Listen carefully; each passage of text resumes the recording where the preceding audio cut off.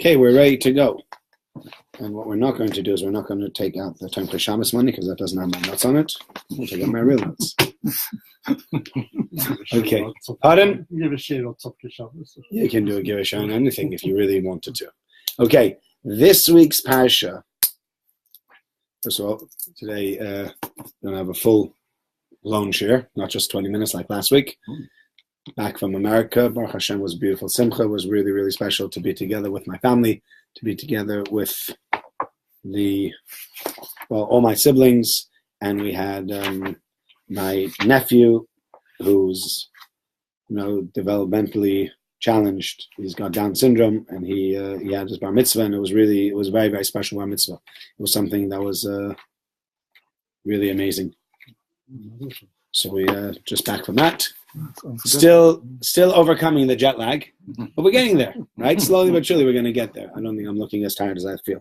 Okay, tonight we're going to discuss lots of different things and issues that have to do with machlokes. When you think about Parasha's Korach is the Parasha about machlokes. It's the Parasha about arguments and all sorts of things. Now, I don't need to tell you, it's interesting. When you're young, how many 15-year-olds do you know that have a serious machlokes? Not that many. 15-year-olds that are like in serious arguments that they don't speak to each other, etc., etc. It's not that serious to them, though. They're serious to them. No, I understand. No, I'm not saying that they don't get into arguments, and they are serious to them, obviously. But in general, which 15-year-olds have these long-term, long-standing arguments? Of course, they get into arguments, but you get people, as look at the same 50-year-olds, not 15-year-olds, and check, is there somebody you don't speak to? Oh, there's plenty of people I don't speak to, and there's this one I don't sit next to at a simcha, and this one I wouldn't speak to, and this one's done this, and this one's done that. And as you get older, there are more and more people that join the list of those that you wouldn't speak to, and machlokas, etc., etc. And this Parasha is really almost, it sounds terrible to say, it's not the prototype for machlokas, but there's so many different things, so many different facets about machlokas in this Parasha that I find very, very interesting. So let's start with the first one. And the first one is the following. Vayikach Korach was saying right at the beginning of the Parasha in Korach. Vayikach Korach takes ben Yitzhak ben Kehos ben Levi, son of Yitzhak, the son of Kos, the son of Levi, the Dasan Aviram and Dasan Aviram, bnei Eliyav, the children of Eliyav, ve'om ben Pelas ben Reuven, and Om Pelas, the son of Reuven. So those are all the people that we're talking about. These are all the people that are involved in the story. And then they come to Moshe and they have the argument, etc., etc. So the first thing I would like to say is a very, very important idea about machlokas, and that's the following. If you look at Vayikach Korach took, that's what it means usually. Or it'd be interesting, how does he translate in your art scroll? What does it say? Vayikach Korach? Separation. Separated. So it's interesting, right? What does the word normally mean by yikach? Yikach means to take, right? And yet here it means to separate. That's weird. Yeah? Why mean it's separate? That's not really what it should normally mean. Normally yikach should mean and he takes. Yeah? I can show you lots of different examples within the Torah where by yikach the word lokach means to take or to buy. It doesn't mean to separate.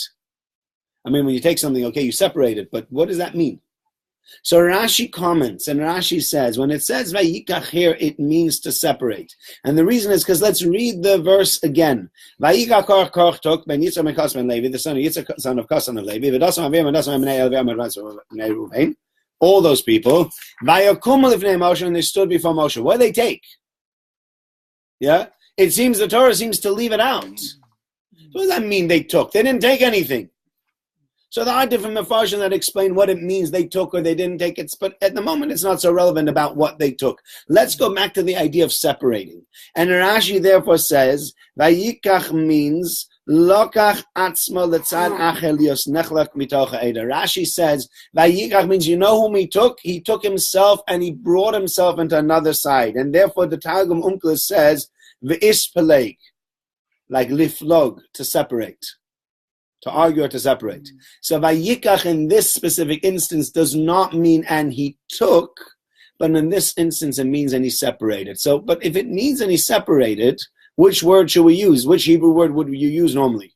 So I don't know what the word for separate would be, whatever it is, but it wouldn't be Vayikach, because Vayikach is not separate. Why don't we say it differently? Why does the Torah use Vayikach as the word that we're choice over here, and then give it a strange translation called "and he separated," when in reality what we want to be saying is the Torah uses the word vayikach as in he took. So it says, no. Vayikach means he separated. Okay, so why are you using the word he separated as opposed to he took? Just say the word that he separated. So I think there's a very important point to be made over here. And that's the following. That's the first thing I would like to say about machlokes. In most machlokes, you'll find that people are digging their heels in for a specific reason, and they believe that they are taking something, or they need to take something back, either that belongs to them, whether it is. So let's say, I can give you the different forms you come upon in machlokes. Either you come upon machlokes where people have an argument about kavod, right? The argument here is about kavod. You have a look. What was Korach upset about? Really? Honor. That Moses was taking so much on himself. Correct. Yes. And therefore, what should he do? Share the honor around to everybody, i.e., me. Very good. Well said, right? A lot of people that are very into everybody else's honor really are into their own honor, and they like to dress it up in the fact that this is what Korach is doing. He's a fighter for civil rights. He's not civil for his fight for his own rights. He really wants to get the best for himself, but he doesn't want to say it's me. So what does he say? I'm in it for you. Was it on the basis of his enormous wealth? He felt it could be possibly also that he felt empowered by his enormous wealth. There are people that are very empowered by their enormous wealth. So if you are nobody in the community, so you don't feel you have the courage to stand up against someone like Moshe Rabbeinu. But if you're a big shot, you're a wealthy man, you're a very influential person, it gives you extra impetus if you do want to have the argument to say, I'm not going to lose this argument. I'm too important in this community to lose this argument. Right? It's a hard one. But that might be part of it. But the thing is that people are always, when it comes to machlokes, very often people become crusaders about something specific, whether it is money. So somebody took my money. Took Yerusha. We talk about Yerushas as one of the greatest arguments. Some of the greatest arguments around come from money. It's very sad because you have parents that for years and for generations have been saving and saving and saving to be able to give their children the life that they never had, and to leave behind a substantial sum of money so that their children will have it a lot easier than they will. And the children get the money and they squander it on legal fees. And they fight with each other like mad and like cats and dogs about whose money is whose and who deserves what, etc., etc. And it's awful. It's just awful to watch. And I can't imagine what it must be like for somebody, if you are the neshama looking down at your family saying, I left you all this money, what are you doing? Why are you ripping my beautiful family to pieces? Sometimes you think to yourself, I wish I would have died a pauper. At least this way my family would have stayed together. What do they gain? They're all fighting about this money. How wonderful, how lovely. It's awful. And therefore, it's a very, very difficult task, this whole thing with the money.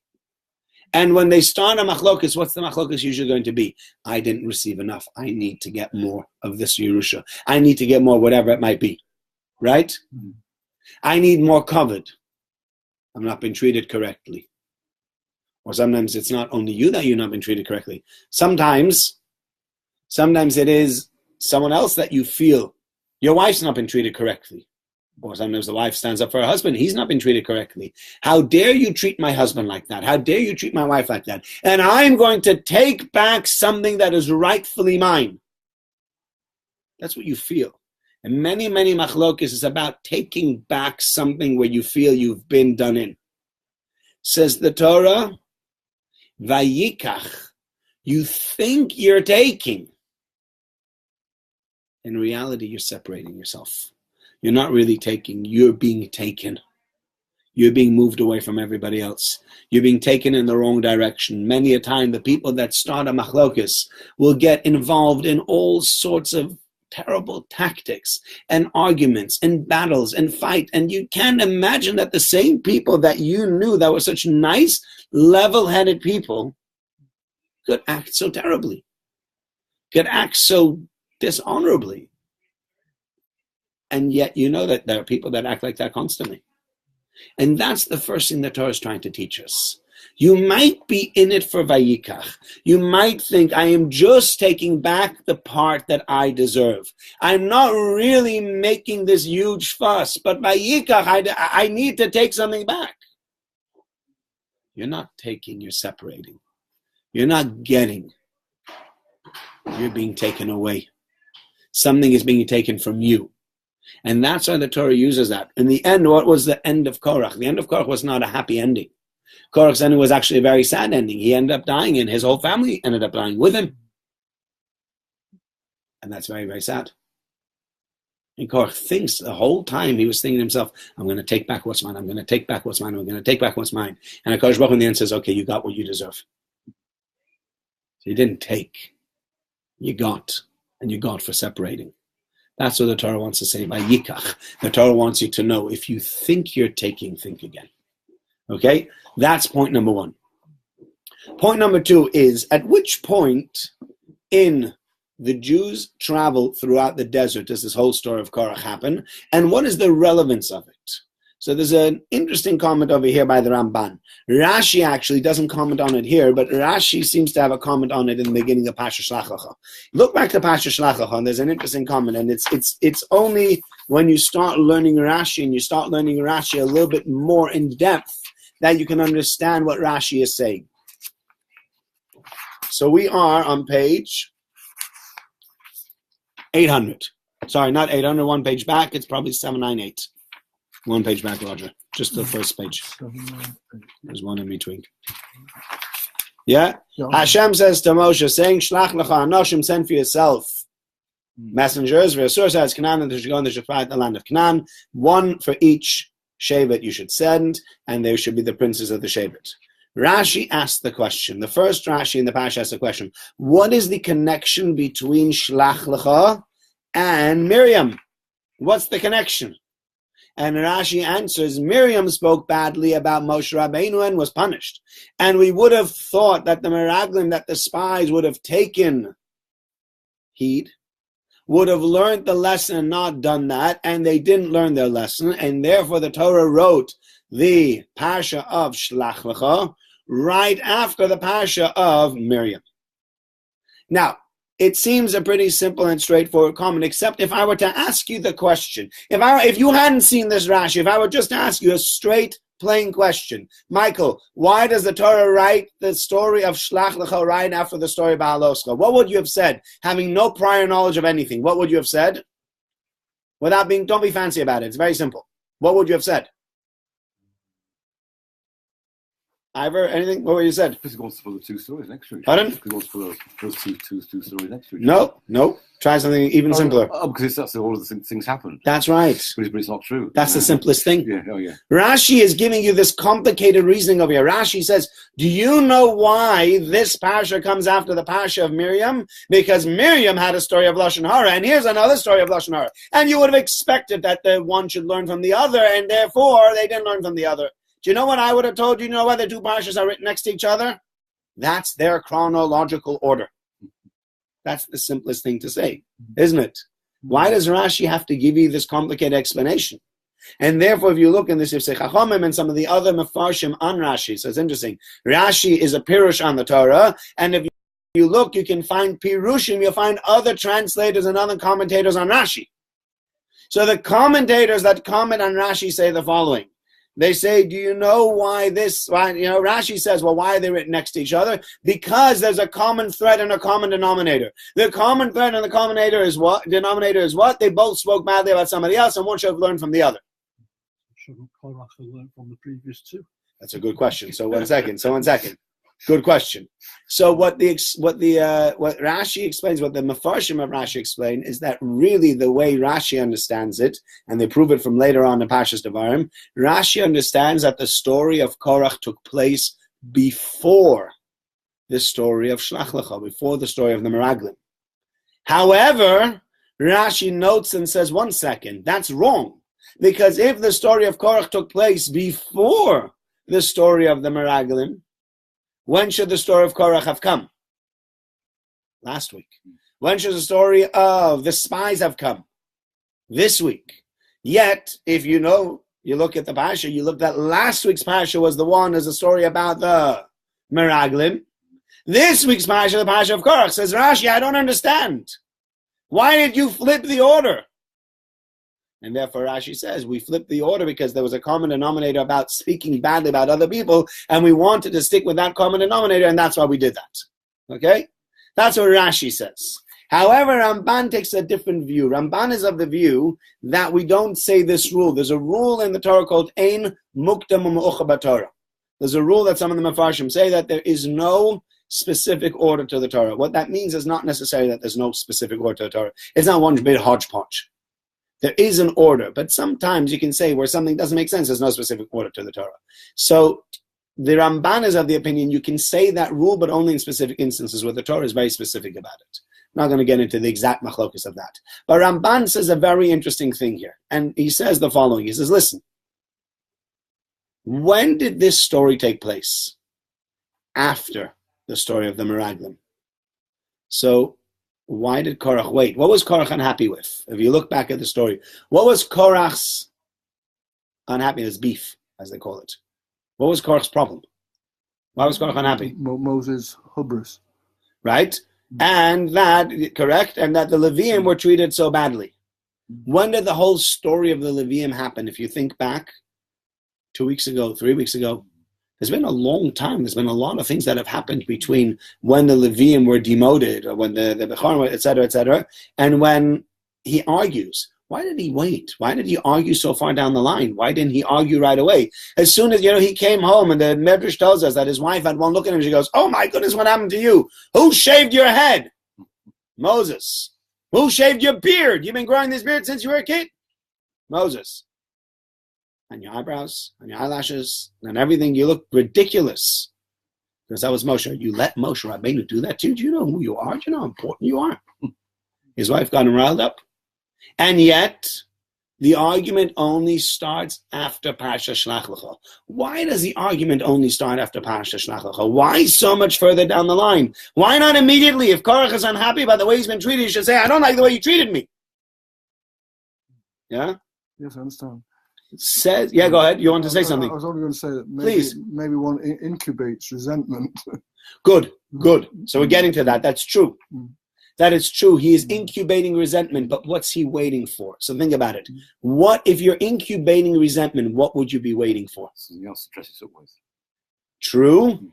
And that's one thing. That's correct. Something else to dress it up with. And a cause you could latch onto. Or something else you could say. Or unhappiness. Right? So for example, I'll give you an example. This is a strange example, but I remember years ago when I became Rav, there was somebody that was very upset with something that I'd done and sent a letter to the executive complaining about me. Now, within that letter, there was a complaint about what I had done, and then there were one or two other complaints, such as, by the way, the rabbi says the prayer for the royal family and the prayer for the state of Israel too quickly, and this shows that he doesn't really believe in the monarchy and doesn't really believe in the state of Israel. Okay? Now, that's what happened. This is how this story goes. True story. You might say, oh, come on, that's ridiculous. Maybe. Can you imagine somebody writing a letter to the shul about that only? You think somebody would have written a letter to the shul just about that? No, not really. But he already had a grumble. Once I have a grumble, what can I do? I'll pile up the grumbles. Do you understand what I'm saying? Once I'm upset, everything comes out of the woodwork. All the things, and that happens at home also. Your wife gets upset with something, and then somehow out of nowhere, from 4 years ago, she pulls out an incident. She goes, and by the way, you did the same thing 4 years ago, and you're like, 4 years ago? What happened 4 years ago? And then she tells you that incident, and you're like, at the time you said it was fine. It's not fine. Those awful words. And another thing. And another thing. There we go. That's where it comes from. They are the awful words. And another thing. But why are we saying and another thing? Because once I'm starting to pull things out, I might as well pile it up properly. Make my case. Says Ramban, a beautiful thought and a very scary thought. And that's the following. Moshe Rabbeinu was a hero. No question about it. He showed up. He says, I'm going to take you out of Egypt. And he took them out of Egypt. He said, I'm going to create 10 plagues. He made 10 plagues. He took them through the desert and he split the sea for them. Amazing.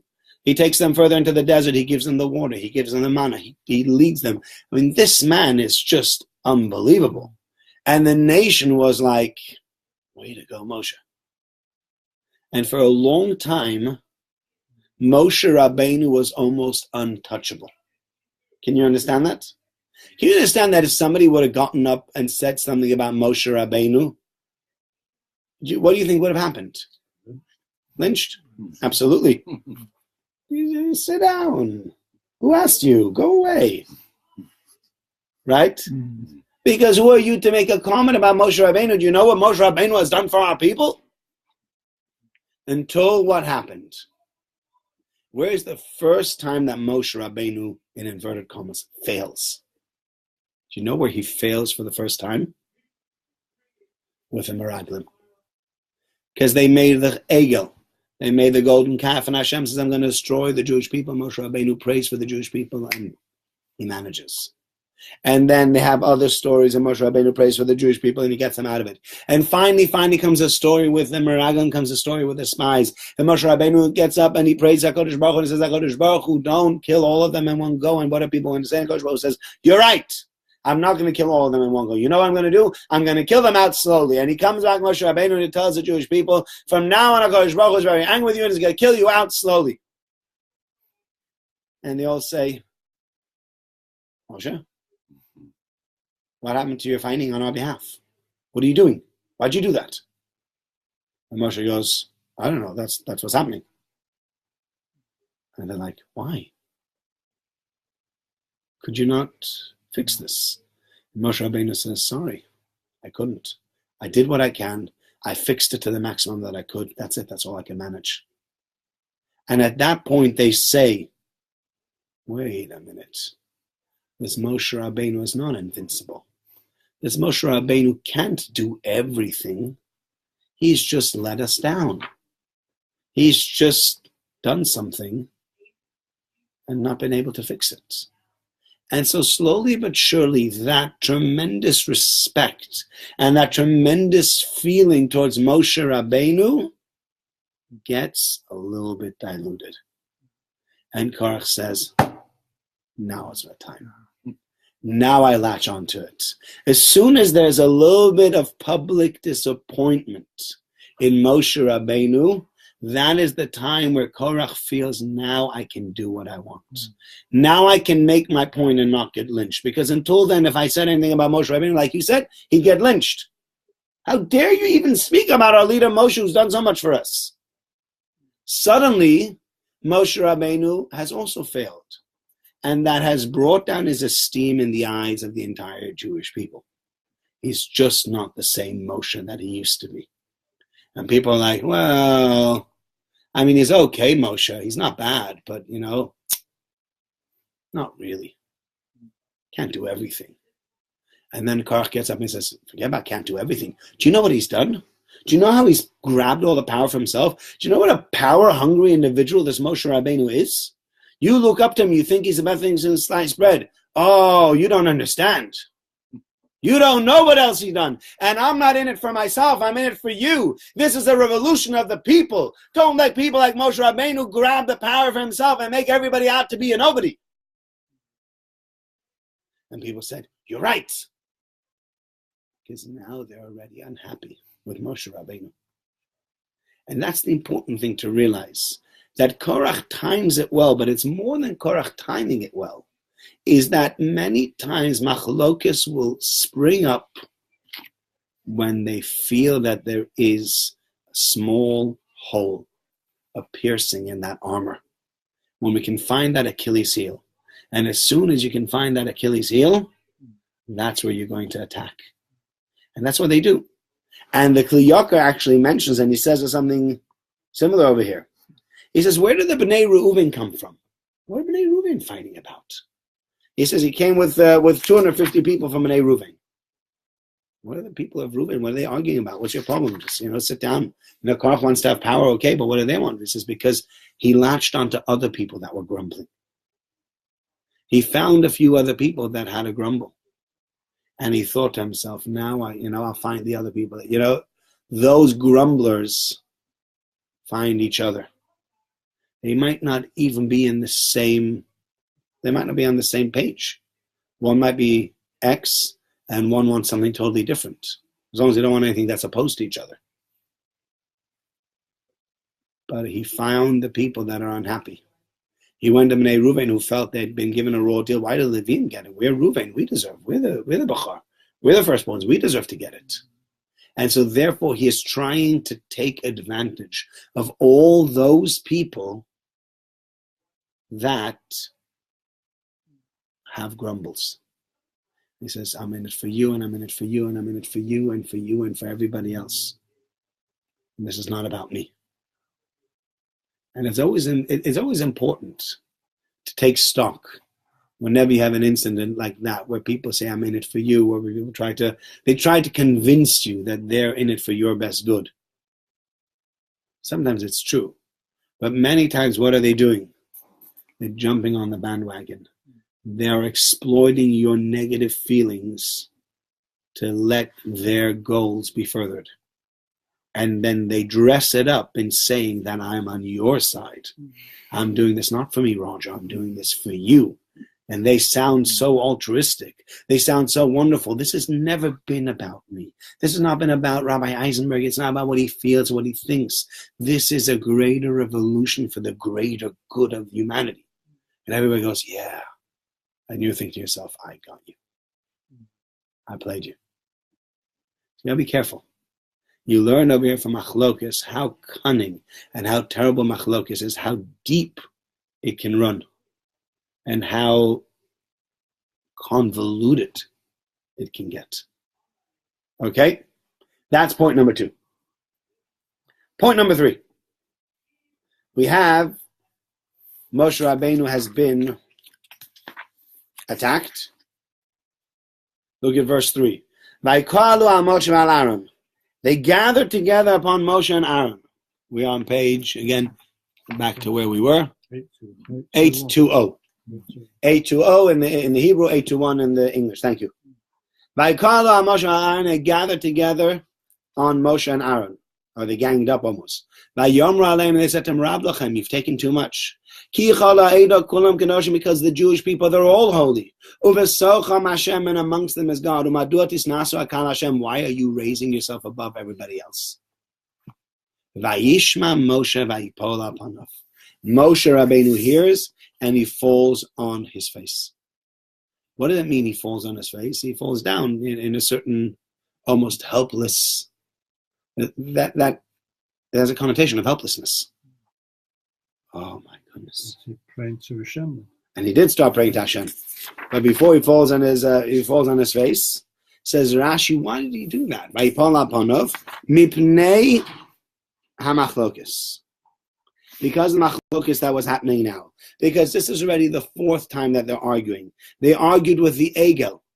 They argued when they made the golden calf, and Moshe Rabbeinu argued it out. There were the misonanim, those who complained, and Moshe davened for them. The meraglim, the spies, and Moshe says this. Oh, that's interesting. So that seems to, by the way, that Rashi seems to imply that the meraglim came before Korach, right? Because he just mentioned the raglim before Korach. He says he's already had 3 issues, one of them being the meraglim. Okay, we'd have to see what Rashi would do with that over there, what the commentators on Rashi would do with this Rashi over here. But the 4th one, he says, now they hear the machlokas of Korach nisrashlu yodov. His hands became weakened. And he gives a mashal to Ben Melech Shasar Chalaviv. You have a prince that has rebelled or that has done something against his father. And he's got a good friend, and the friend comes in and he says to the king, you have to forgive your son, and the king forgives. He did a 2nd time and a 3rd time. When the 4th time came that this person did it, the king says, forget it. How many times can I go into the king and ask him again and again? There's a limit, right? Says Rashi, that's why Moshe Rabbeinu fell on his face. Because Moshe Rabbeinu had 3 times already. He had tried, and successfully tried, or mostly successfully tried, to save the Jewish people. This is the fourth time that they are arguing in a very great way against HaKadosh Baruch Hu. And at that point, HaKadosh Baruch Hu, Moshe Rabbeinu says, who knows? Who knows? There's only that many chances that every person has. Right? Only that many arrows in your quiver. Only that many times you can apologize. And that's a very, very important, I think there's a very, very important rule. It's a very, very important klal in life. You know, there's only so many times you can get away with certain things. You do something wrong, and the first time you get away with it, and it's good. Yeah, I mean, everybody likes to think they'll get away with things forever. Right? It's a silly thing. It's wrong to think that way. You get away with things forever. I mean, think about it. What do you mean you get away with things forever? There are people that do something wrong. I don't know, they embezzle some money. They get away with it. And what do they say themselves? The HMRC are so stupid. They'd never catch me. So what do? They do it again. And then they do it again. They do it again. And then they get caught. And now they don't have only one felony, they have 5 felonies that they've done, and now they're really in trouble. They've done it only once, and maybe they gotten caught, or they'd made a plea with the HMRC. Maybe they would have gotten off. But like this, they've done it again and again and again. They've now put themselves in a very difficult, almost impossible situation. They really are. And it's a very, very sticky situation. Alternatively, and this is more to the point of machlokas, sometimes people like to poke fun at someone. Not a nice thing to do, but the bottom line is there are people that will often poke fun at other people. They'll have a laugh at somebody else's expense. So you make a joke about someone, and they get insulted, and then you apologize. And you make a joke about them again, and they get insulted, and then you apologize. And a joke a third time, and they get insulted, and then you apologize. And after a while, what's going to happen is people are going to stop accepting your apologies. Nice. Pardon? They know you're not sincere. They know you're not sincere.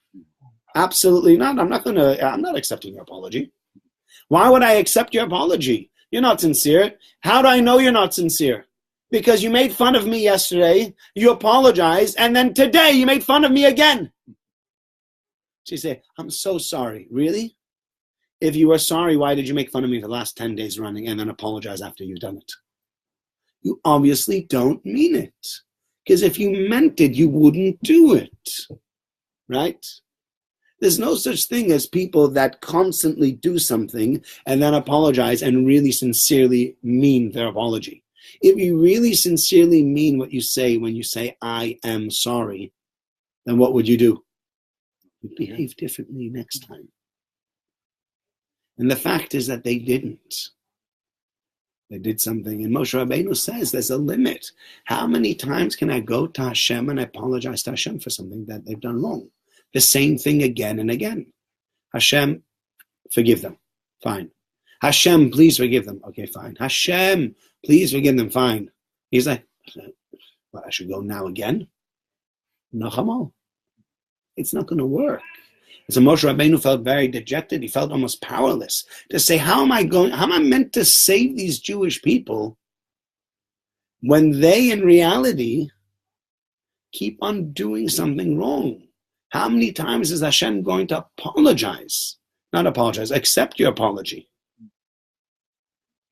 And the same is true with human beings. We do things wrong, and we always say to ourselves, they'll accept my apology. Oh, they'll accept my apology. I always remember the story, and I know I've told this story before, but I always remember the story. To me, it's a very, very, a very telling story. There was a young boy that I remember from Vienna. It was Nebuchadnezzar Yossam. His father passed away when he was young. He was under bar mitzvah. And for some reason, his Rebbe didn't like him. I'm not even sure what happened. His Rebbe didn't like him. Can't like every child. Can't always like every child. But he didn't like him. And so because he didn't like him, he used to have a go at him. And another one. He really, he gave this child a really hard time. But you don't start with Yisraelim. That's not a good idea. You don't start with orphans. But Baruch Hu listens to orphans specifically when they daven and when they've been hurt. Hashem says, I'm the one who defends an orphan because he doesn't have a father to defend him. So I'll go and I'll defend him. So now comes Erev Yom Kippur or before Yom Kippur, and they're going around the classroom. And the Rebbe says to the student, says to the Rebbe, Rebbe, I want you to be Meichel me. And the Rebbe says, yes, I'm Meichel you, and I forgive you. And then the Rebbe says, and I want you to be Meichel me. And the child says, yes, of course, I forgive you. And it's a beautiful sight how they're playing this ping pong game of forgiveness. And he gets to this child, and the child looks him straight in the face and says, you made my life a hell for the last year. I do not forgive you. And the Rebbe goes, you what? He says, don't even think about it. Don't even try. I do not forgive you. Right? Yeah, so he's shocked. That really shocked him. And basically what this Rebbe did, now he's going into Yom Kippur with a young child, an 11-year-old or 12-year-old child, who is a Yosem, who is sadly an orphan, who has said to him straight to his face, you've made my life a misery for the last year. I will not forgive you. And he called the mother and he asked her, please intervene on my behalf. Please make sure this guy forgives me. And he tried really, really hard. Well, the truth is, if you think about it, there is something, I can see the boy's side as well. How many times are you going to punch me in the face and then say sorry? Once is wrong, but okay.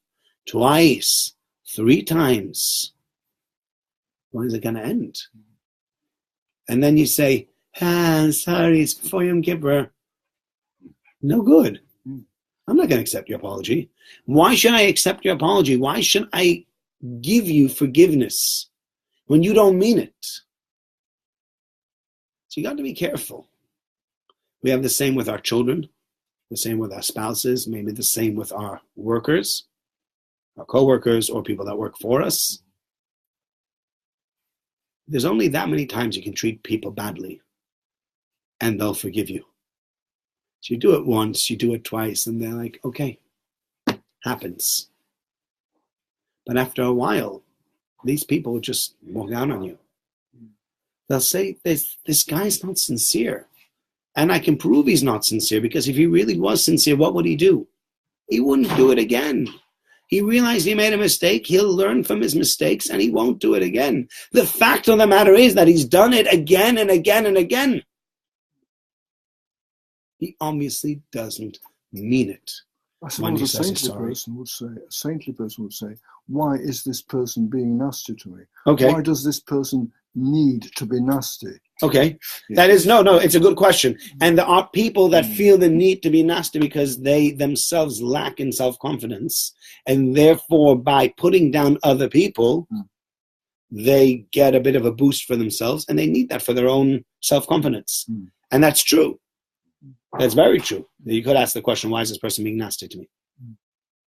And maybe they might be able to help the person with that.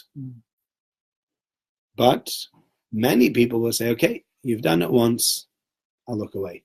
You've done it twice, no, I might look away. You've done it 3 times, okay, maybe. At one point or another, it gets ridiculous. And then it starts getting very, very hard to ask for forgiveness.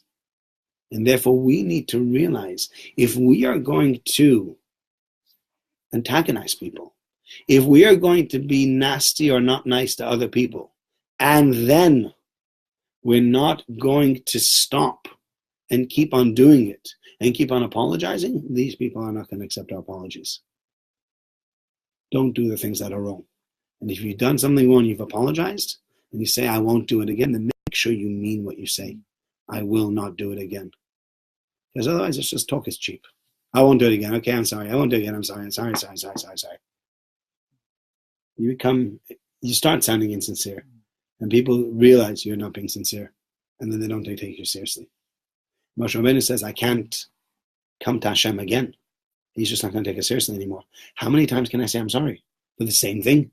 How many times can I say the Jews made a mistake? Oh my gosh, the Jews made a mistake. Oh my gosh, the Jews made a mistake. There's only that many times. The Jewish people, by Kosh Baruch only have that many times. In Koshkin, with other human beings, we have a limited amount of times that we can mess up, and a limited amount of times we can say sorry. Don't mess up, and if you do mess up, say sorry, and mean it. Okay? Thank you very much, everybody, for joining us tonight. Those of you up here live, pardon? Isn't it actually saying that Moshe is saying that we'll leave it to Hashem to decide? In the end, he left it to Hashem because he wasn't able to do anything about this one. So he leaves it to Hashem. He says, Hashem, you do what you need to do with this one. And Hashem came down on Moshe's side quite heavily. Okay, thank you very much. Okay.